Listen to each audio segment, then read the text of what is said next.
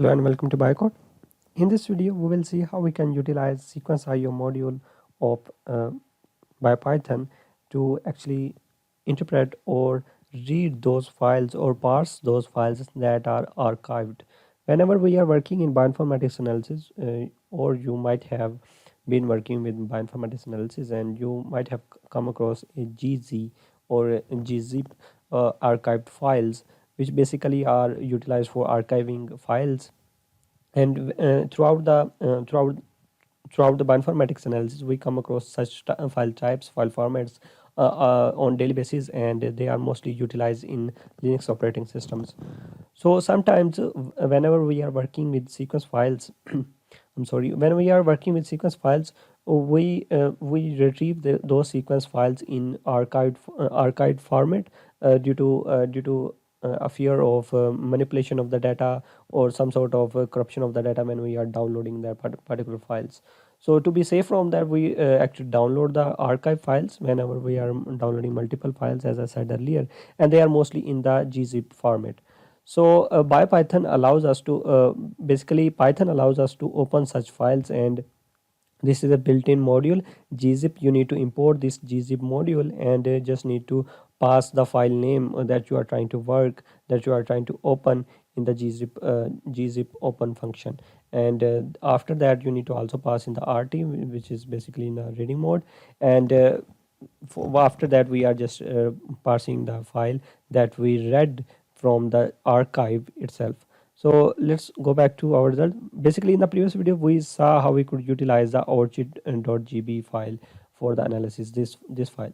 So let's suppose that you were working on bioinformatics analysis and you are downloading an archive file and you do not really want to unzip that particular file.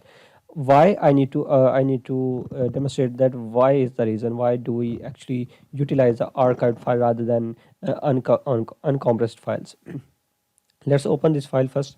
So this is the same file available within the within the archive itself. I actually opened this file in the WinRAR, and you can see the orchid gb file was actually available is actually available within the archive itself. But what is the difference? Why do we need the archive itself?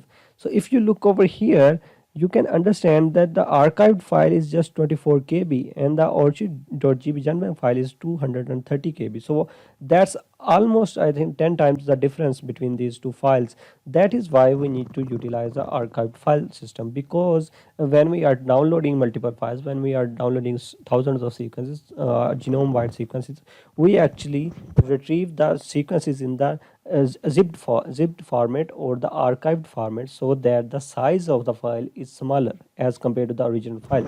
So as you can see, the size of the file has 10 times become smaller. So that means we can run the same analysis on both of these files. So why do we actually need to utilize the bigger file format rather than the archived file itself? So that is just the basics about this.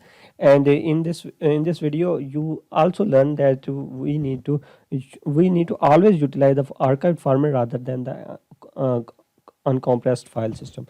So for example, let's suppose that you were not working with the BioPython, you did not understand Python at all, and you were just a beginner in bioinformatics. What would you have done? You would have extracted this file, and then you would have actually opened in Python or whatever system you were using. But then you would have to utilize the space on your computer system separately. Then you would go and analyze your file, but that would consume a lot of time, a lot of memory, a lot of storage, a lot of the other things. But why do we actually need to do that if we can just utilize the archived file from the beginning, right? So that is why we need to utilize the archived file system. So after we have opened this file using the with function of BioPython of